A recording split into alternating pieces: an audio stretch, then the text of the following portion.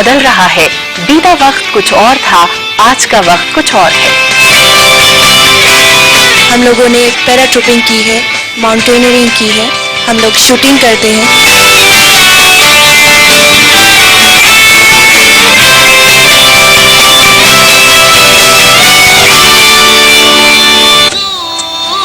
नमस्कार, अस्मिता के एक और नए अंक में मैं समीना आप सबका स्वागत करती हूँ।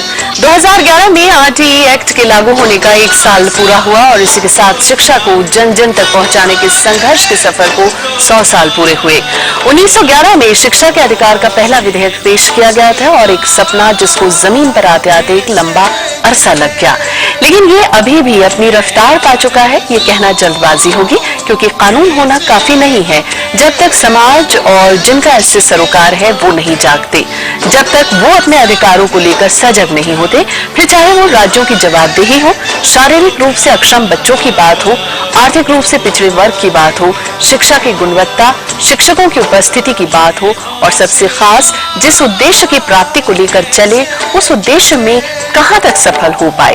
अस्मिता के आज के अंक में हमारे साथ जुड़े हैं कुछ ऐसे खास मेहमान जिनकी पहली नजर इस इशू पर है। मैं उन सब से आपका परिचय करा दूं। हमारे साथ जुड़े हैं अमरीश रॉय जी, आप स्पोक पर्सन है, आरटीई फोरम से आते हैं। स्वागत है आपका अमरीश जी अस्मिता कार्यक्रम में। किरण भट्टी जी हैं हमारे साथ, नेशनल कोऑर्डिनेटर आरटीई एनसीपीसीआर से आपका ताल्लुक है। स्वागत है किरण जी अस्मिता कार्यक्रम में। हमारे साथ है संजीव रॉय जी, आप national manager education save the children से आते हैं। स्वागत है आपका संजीव जी अस्मिता कार्यक्रम में। हमारे साथ है लुइस खुर्शी, आप सामाजिक कार्यकर्ता हैं और शिक्षा के क्षेत्र से काफी लंबे अरसे से जुड़ी रही। स्वागत है लुइस जी आपका अस्मिता कार्यक्रम में। और हमारे साथ है अशोक अग्रवाल जी, आप एडवोकेट हैं, सुप्रीम कोर्ट से आपका ताल्लुक है। स्वागत है अशोक जी अस्मिता कार्यक्रम में। और हमारे साथ जुड़े हैं ऑडियंस में एनबीए के स्टूडेंट्स जो मास कॉम कर रहे हैं और आपसे सवालों का दौर ये बखूबी जारी रखेंगे। इससे पहले कि हम अपने इस कार्यक्रम को आगे बढ़ाएं, आइए हम नजर डालते हैं अपने इस खास रिपोर्ट पर। साल 2011 में शिक्षा का अधिकार कानून को लागू हुए 1 साल पूरा हो गया है और ऐतिहासिक तौर पर शिक्षा के अधिकार के लिए चले संघर्ष के 100 साल हो चुके हैं। एक रिपोर्ट के मुताबिक देश में 6 से 14 साल की उम्र के लगभग 80 लाख बच्चे स्कूल जाने से वंचित हैं। करीब 35 लाख बच्चे पहली कक्षा में प्रवेश की उम्र पार कर चुके हैं और ऐसे बच्चों के लिए मुफ्त और अनिवार्य शिक्षा का कानून एक सुखद कदम रहा। शिक्षा का अधिकार कानून और सर्व शिक्षा कार्यक्रम का आना शिक्षा के क्षेत्र में एक नई सुबह की तरह है। इसमें समाज और स्वयंसेवी समूहों की जिम्मेदारी भी सुनिश्चित की गई है। कानून होना पर्याप्त नहीं है, समाज और खासकर जिनका इससे संबंध है उन पर लगातार नजर रखे बगैर इसकी कामयाबी मुमकिन नहीं। वहीं योग्य और अनुभवी शिक्षकों की उपलब्धता आज भी एक बड़ी चिंता है। हाशिए पर कर दिए गए आम समूहों पर खास ध्यान देने की जरूरत है। साथ ही SCPCR का गठन किया जाना जरूरी है। यही नहीं, जहां एक और 25% कोटे के आरक्षण से लेकर व्यवसायीकरण और स्कूल फीस के नियमन का बड़ा मुद्दा इसमें शामिल है, वहीं दूसरी ओर शिक्षा में पंचायतों की भागीदारी सुनिश्चित कर समाज के हर व्यक्ति को इस अधिकार के प्रति जागरूक भी होना होगा। सबसे बड़ी जिम्मेदारी उन बच्चों को विद्यालय तक लाने की है जिन्हें कई कोशिशों के बाद भी बाल श्रम से मुक्ति नहीं मिल पाई है। अस्मिता के लिए प्रियंबरा, लोकसभा टीवी।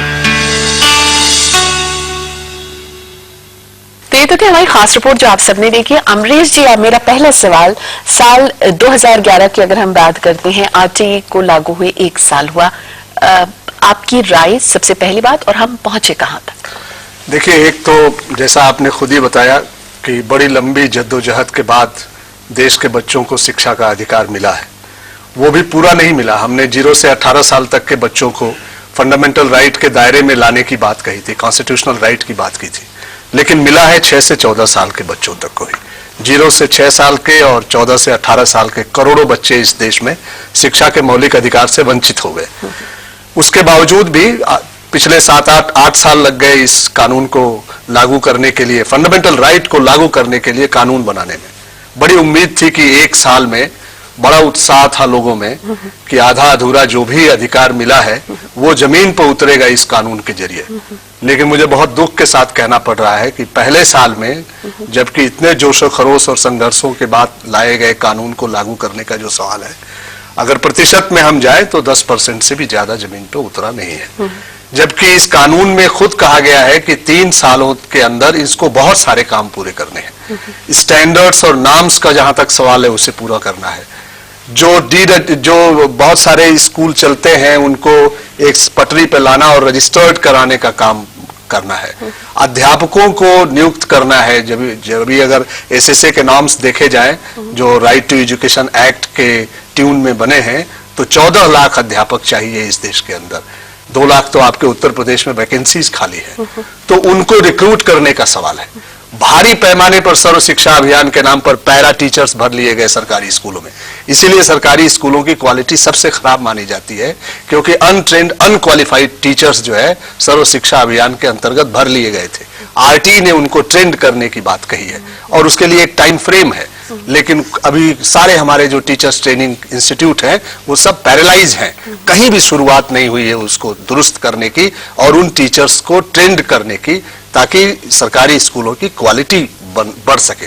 असर की रिपोर्ट है कि 16% जो बच्चे पिछले साल प्राइवेट स्कूल्स में जा रहे थे वो अभी बढ़कर के 24% हो गए हैं जो सरकारी स्कूल छोड़ करके प्राइवेट स्कूलों में जा रहे हैं। कहीं ना कहीं सरकारी स्कूलों का कम होता आंकड़ा आपको चिंता में डालता है। किरण जी हमारे साथ। किरण जी, एनसीपीसीआर का अनुभव क्या कहता है?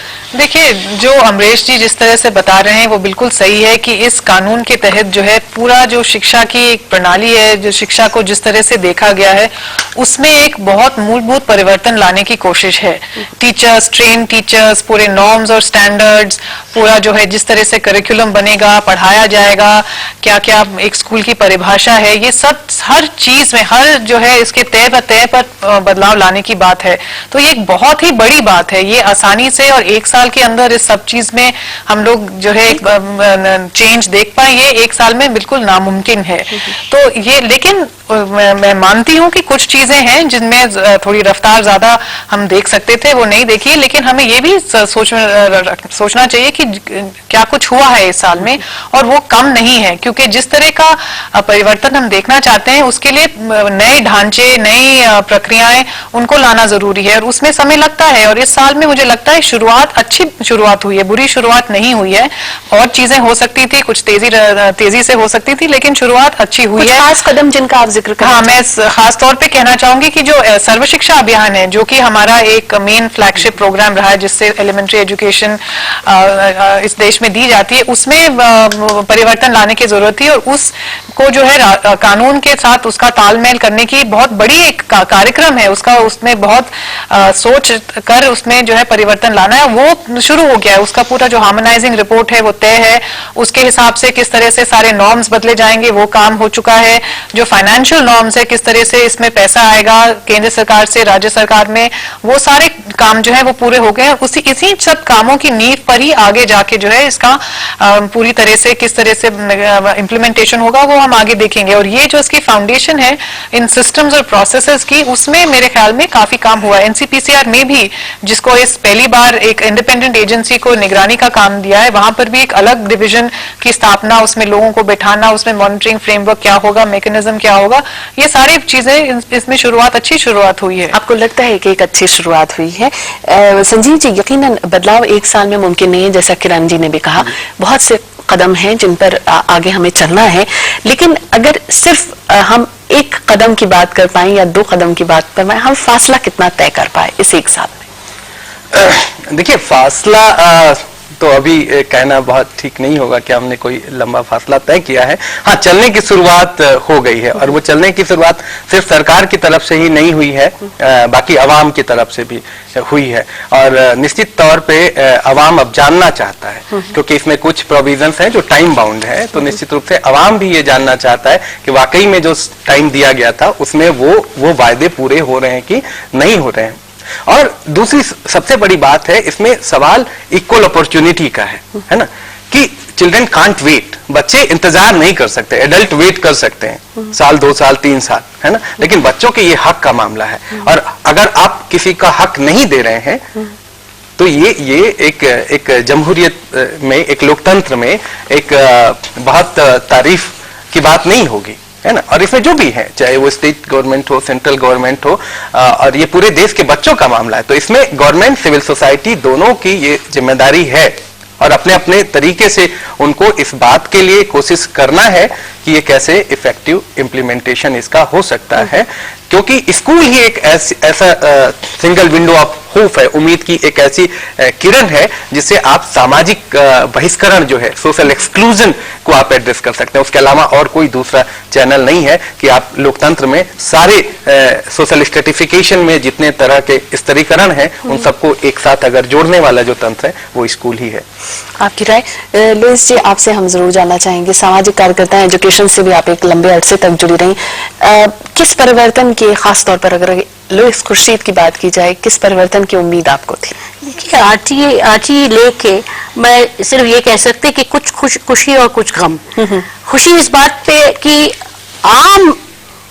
आम आदमी, बच्चे, अगर आप, मैं तो यूपी से ताल्लुक रखते हैं, अगर आप जाके देखेंगे कि सबसे ज्यादा मांग अगर किसी का है वो शिक्षा है।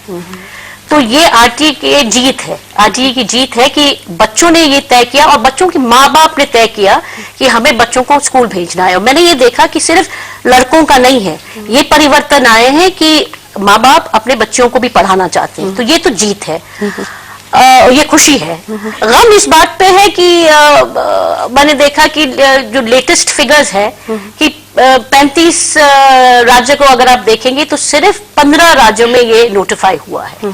तो ये कम है, 11 तो ये तो और भी कम है। इसका मतलब कि अब हम लोग 50 कहाँ 15-20% तक नहीं पहुंचे, ये कम है। क्योंकि जब तक आप नोटिफाई नहीं करेंगे, ये तो पहला कदम है। अगर आप पहले कदम नहीं उठाएंगे तो आगे कहाँ तक पहुंचेंगे। और जैसे संजीव ने कहा कि अब बच्चे रुकना नहीं चाहते हैं, वो एजुकेशन चाहते हैं, शिक्षा चाहते हैं।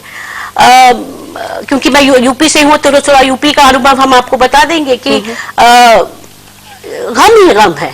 हमारे बच्चे मिड डे मील से जरूर मिलते हैं, अगर आप एक स्कूल में जाके देखेंगे कि तो वहाँ बच्चे खाना बना रहे।